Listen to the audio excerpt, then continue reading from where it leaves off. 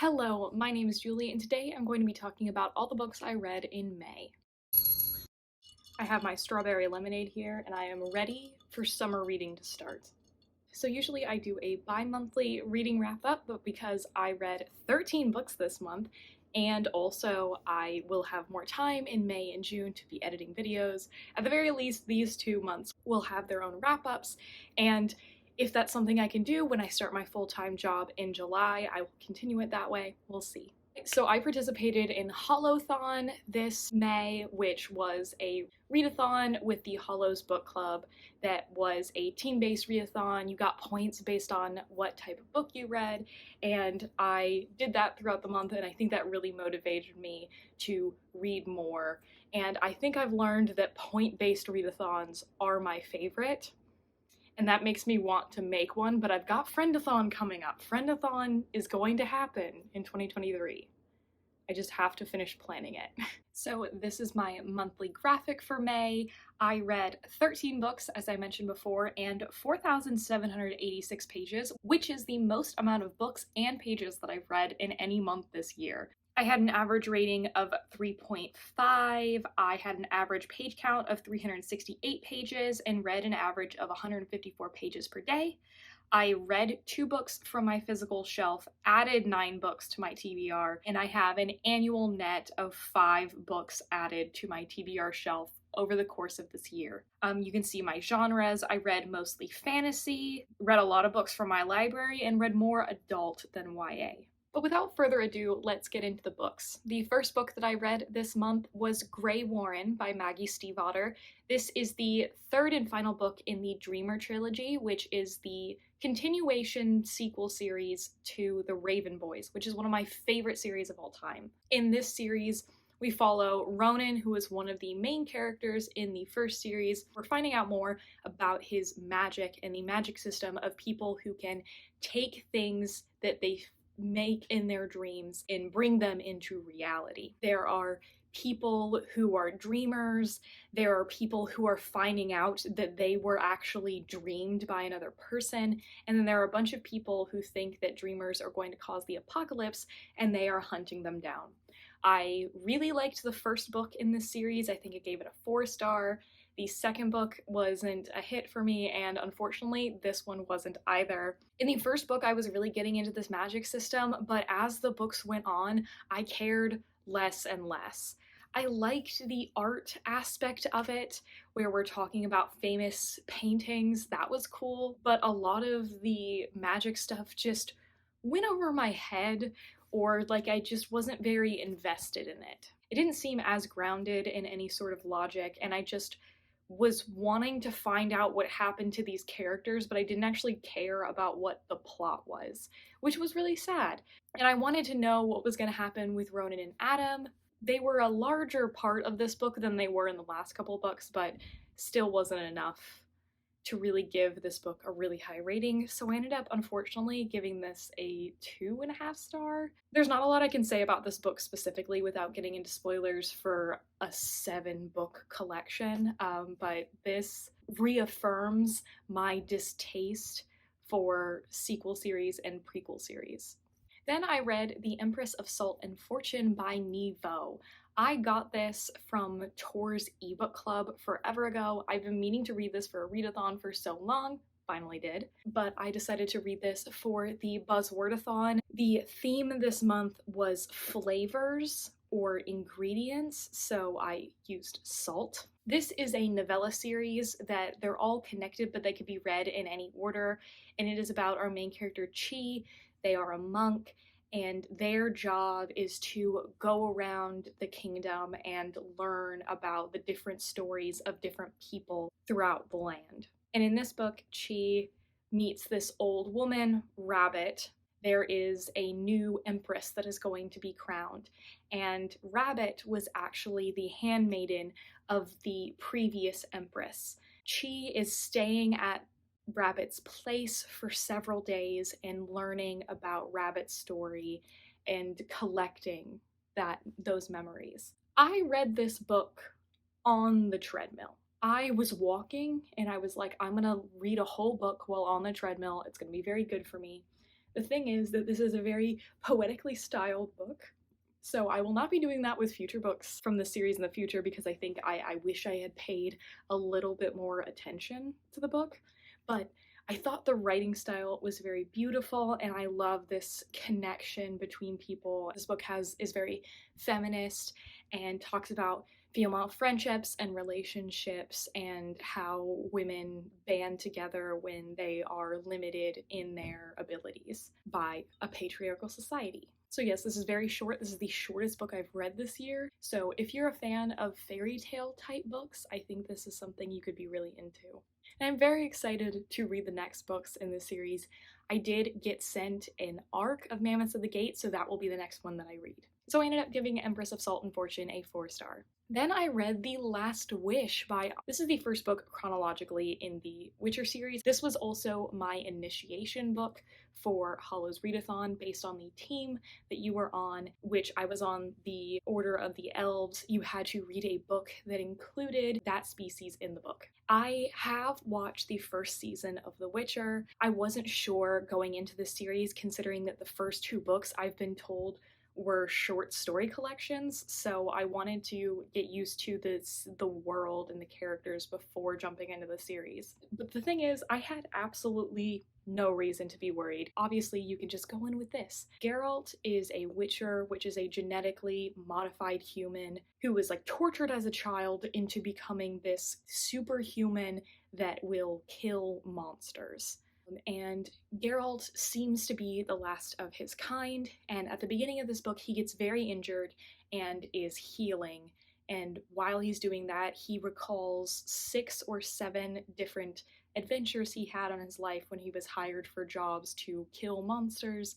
They all have a common thread of what really is a monster. So given that this is like a really gritty, grim fantasy series with a lot of violence in it, it was more thematic than I thought it was going to be. All of these stories flowed together very nicely, but they were all unique and brought something different to the table. I think we learned more about Geralt than I would have anticipated, and overall, I just had a good time.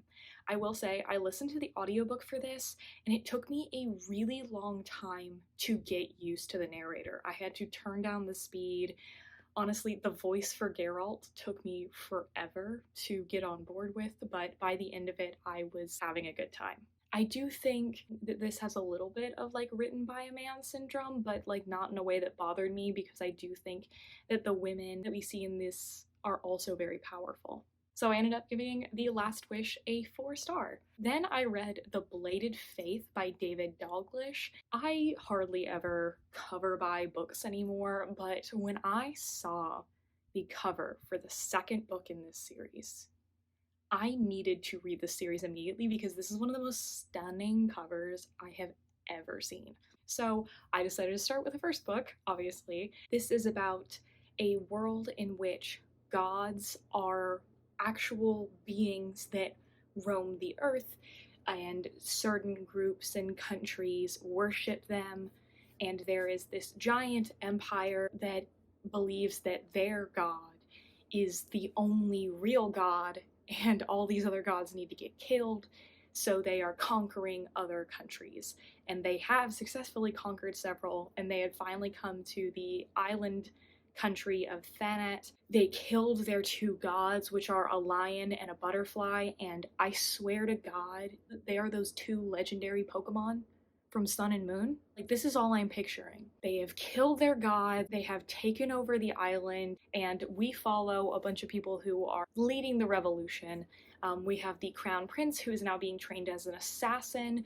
We have a girl who has the ability to be a god whisperer, so she can take in the spirit of dead gods and like change her body, so she changes into like a ghost lion. It's really cool. A very cool queer warrior lady. We also see some perspectives of the villain. For a fantasy book that I have heard absolutely zero about, this was really fun. I think a lot of the themes are really great of colonization, and there's going to be more political intrigue in the future and more for our characters to think about with the realizations that they had at the end of this book. I would say the two women that I mentioned, the sisters, were the most interesting characters to me. The main character, the Crown Prince assassin, is definitely a very typical fantasy protagonist. I do love a long lost heir, but he was really emo. So sometimes I was a fan of him and sometimes I wasn't. Now, I'm not a religious person, but I really liked how faith in these beings that have passed on are in this book. I like that discussion, and this is definitely a series that is very anti-colonialism, which is something that isn't always handled the best in fantasy books. So this is one that is really underrated and I'll be recommending more. So I gave this another 4 star. And then for my book club 3 of clubs, we are reading dystopian books this quarter. Next month we're reading Severance by Ling Ma, so you can join us. But this month we read How High We Go in the Dark by Sequoia Nagamatsu. This is my favorite book of the month. This book is incredible. It is a literary sci-fi set of interconnected stories that take place after, in I believe the 2070s, a group of scientists is trying to unearth old Neanderthal ruins in Antarctica so that they can learn more about the bacteria and everything that is going to be eventually defrosted from climate change. And there is a virus that is released that ends up absolutely ravaging the planet. It specifically at the beginning is very deadly for children. This story is told in 14 chapters with 14 different perspectives, and each of these perspectives is very interconnected with the other of them. Almost every single one of these characters shows up more than once, or their relatives show up. This book is not fun. It is pandemic fiction, so it is definitely a very difficult read.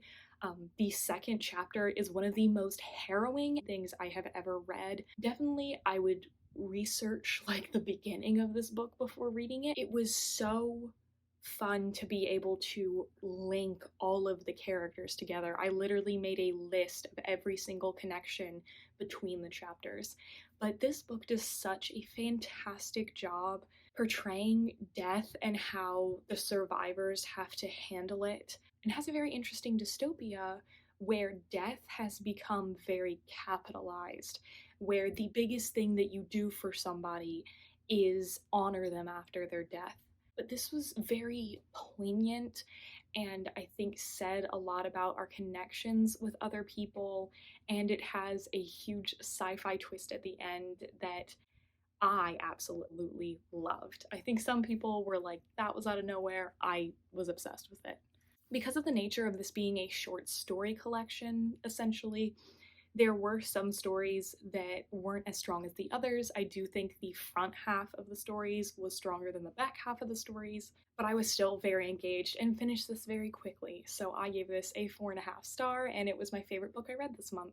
Then I read Hairpin Bridge by Taylor Adams. I read this in a vlog if you'd like to check that out.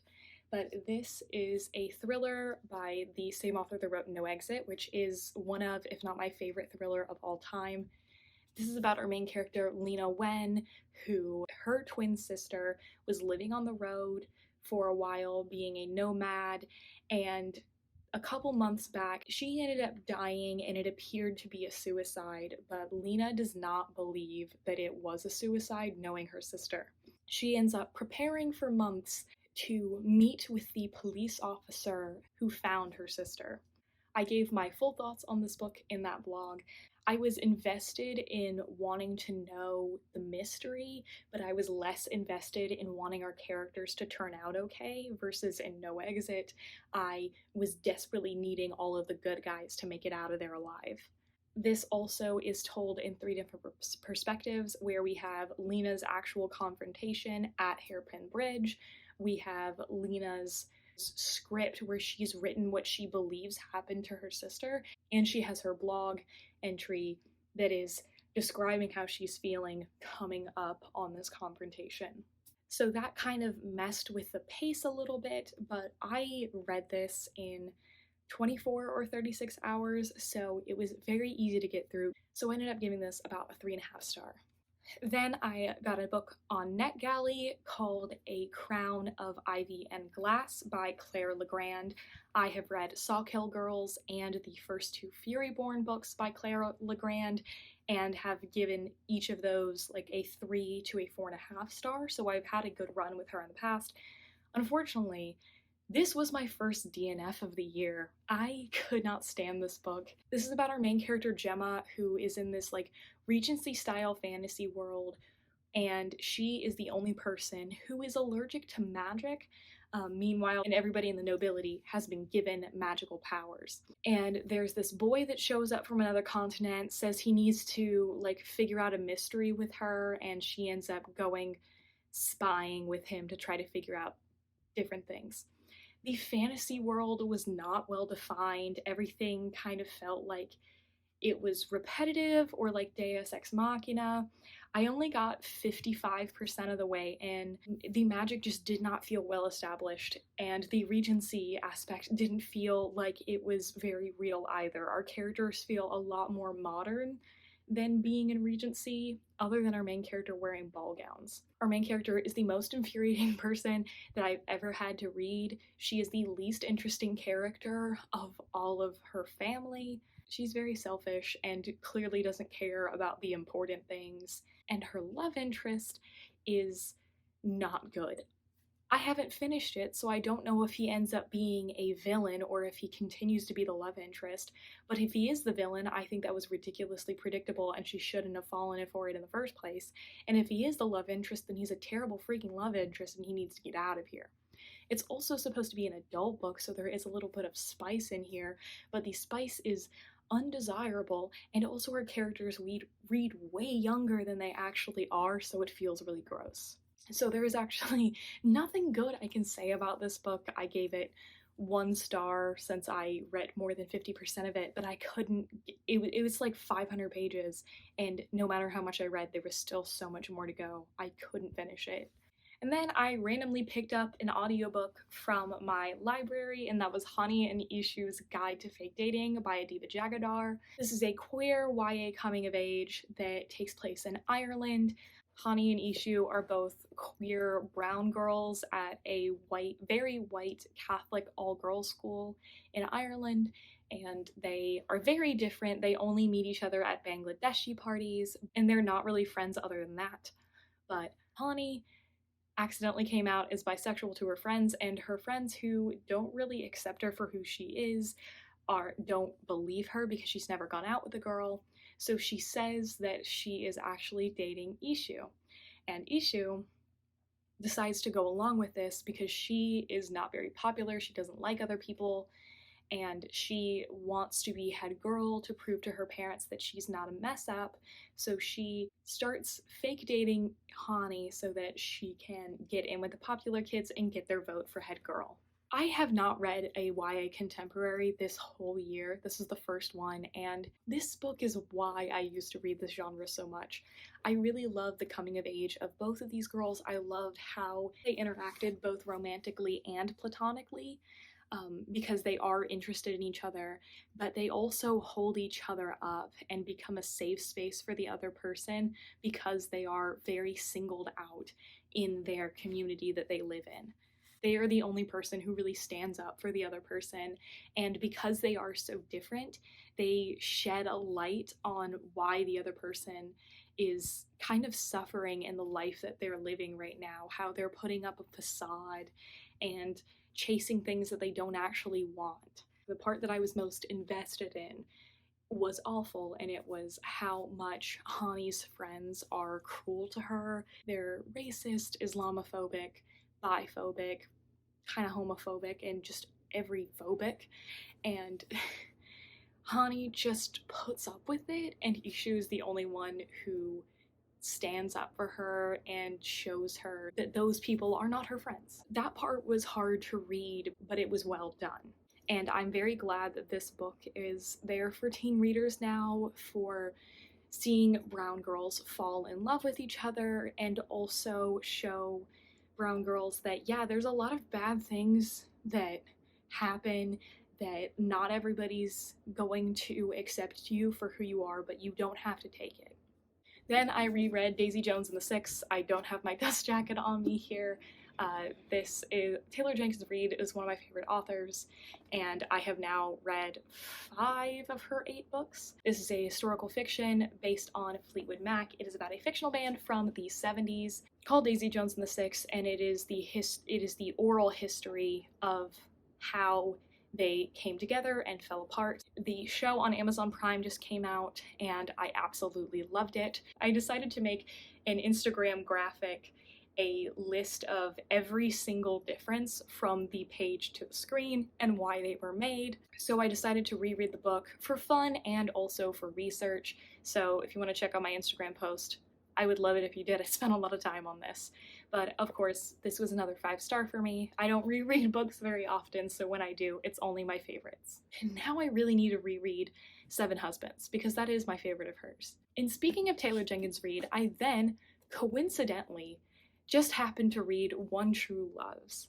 I wanted to read this now because the movie just came out with Pippa Sue and Simu Liu, and I love both of them, so I wanted to see it. This is about our main character who has been with the same guy, Jesse, since she was in high school. She was in love with him for years.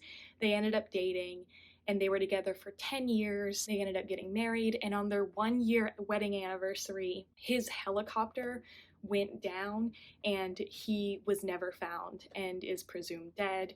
And she goes through the whole grieving process of believing he's dead, ends up totally uprooting her wild lifestyle and moving back home, doing things she said she would never do, like running her parents' bookstore and living a very quiet life. She ends up going out and getting engaged to a boy from her childhood who used to run the bookstore with her when they were in high school, and they are very deeply in love. And then it turns out that Jesse is still alive and was surviving on an island by himself for years. It is Jesse coming back and our main character deciding what is she going to do with having a fiance and a husband. I think this book is really predictable. You kind of know what's going to happen going in. At the very beginning of this, I didn't love a lot of the language that was being used around our main character and her body. Follow her as a teenager and then go to her adulthood, but I think as an adult she does grow much better. There were a lot of things that were repeated, like specific things about our main character, like that she has freckles, but I think they served a purpose, even if they bugged me. I think this had a good emotional core. It had a very good message. You know, none of these characters are bad people, and they all want everybody to just be happy. Were I to change this book, I wish we would have seen more of Sam, who is the current fiance. Whenever he was on the page, I absolutely loved him. So this was another very easy read. I got through it really quickly, but I think there was a good amount to be desired from this book, and I'm going to be giving One True Loves another 3. Then I read The Cage of Dark Hours by Marina Lostetter. This is the sequel to The Helm of Midnight. The series is called The Five Penalties.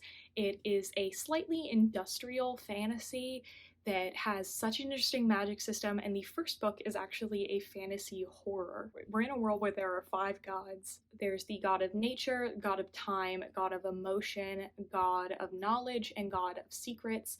And each of these gods uses a different set of pronouns, so it is a queer norm world where we use neo-pronouns. Time and emotion are things that you can physically take out of someone's body, and there is also the ability when somebody dies that you can put their essence into a mask, and when somebody wears the mask, they can use whatever that person was best at, whether that is noticing something out of place or running or something like that. And at the beginning of the first book, a serial killer's mask has been stolen, and in this book we're following a lot of our same characters, and we are learning more about the secrets of this world and the monsters that lurk in the darkness.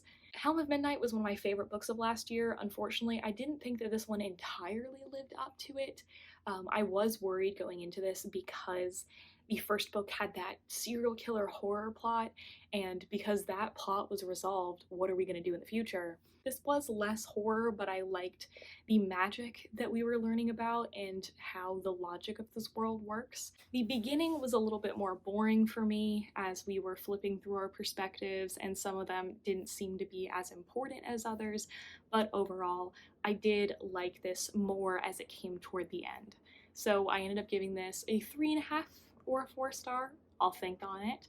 But I am still excited to continue in this series. Then I read The Charm Offensive by Allison Cochran. I read this because of my 12 Friends, 12 Books in 12 Months challenge. This is a rom-com that is based on The Bachelor. There is this show called Ever After, which is The Bachelor, but it's fairy tale set, and our main characters are the Bachelor, or the prince, who used to be this tech wunderkind, but was kicked out because of his behavior and is trying to rebrand his image and is going along with the fakeness of it. That's Charlie. And Dev, who is a producer on the show, who really believes in happily ever after, true love, and is going through a bad breakup.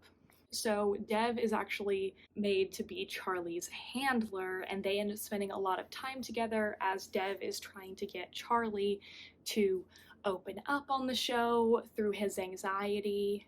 But the two of them obviously start falling for each other, and they are trying to figure out how to continue with their jobs and their contracts to continue on with the show, even though they want to be together. I had my doubts about this book, basically because of the Bachelor plot, but also whenever, a female presenting person starts writing male-male romances, I get a little nervous until they start writing female-female and all different types of relationships. But this was a pleasant surprise. I liked the humor in this book.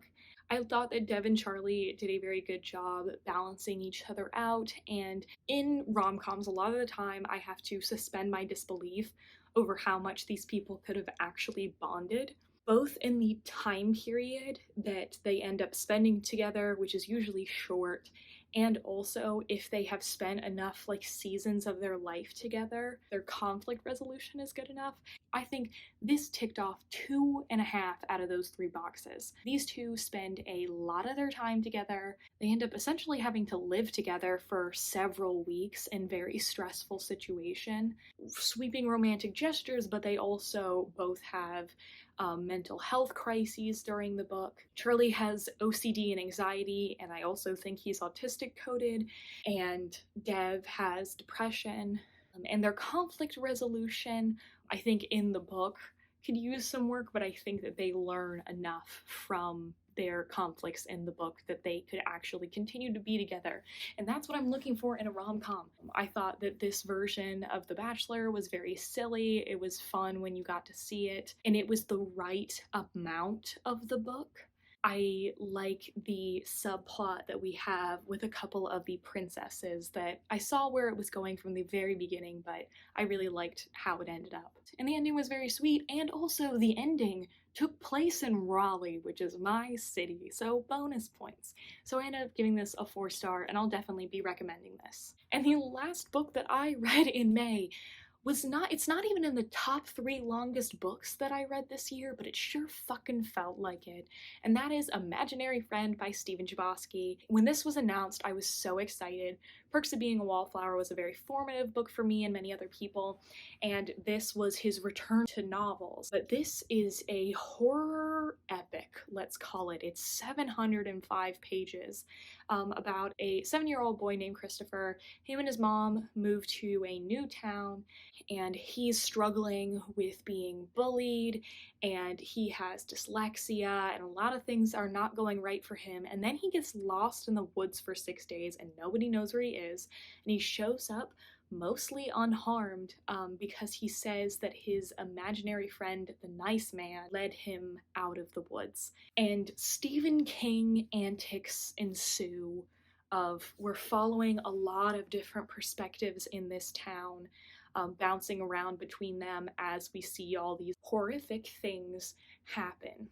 I really liked the relationship between Christopher and his mother. That I thought was good. I thought the writing style for the most part was good. Here's the thing, this book was good. There was a lot of good to it. It was way too fucking long. It had no reason to be this long. I read The Stand this year, and I think that book is wonderfully edited. There's nothing that I think was too much in that book that should have been cut out. Some of the scenes felt repetitive. I'm not sure how I feel about Christianity aspect of it. It felt weird, and I wasn't really sure what the takeaway was supposed to be. I do think it is good horror. So if you're a fan of Stephen King specifically, I think you should pick this up because it feels very much like him and you're used to chunky books. I listened to this on audio. I did like the performance, but because of how long this felt, I'm giving this in the realm of a 3-star. But yes, those are all of the books that I read in May. And somehow I only have 2 to show for it. But thank you so much for watching. Let me know what you read in May. What was your favorite book and your least favorite book? I'd love to talk to you about them and all these books. And please stay tuned for all of the fun content I have planned for June and July. Generally this summer I have a bunch of videos that I want to get doing, including a new themed reading vlog, some queer book recommendations, just a bunch of stuff. Thank you again, and as always, I will see you in the next one.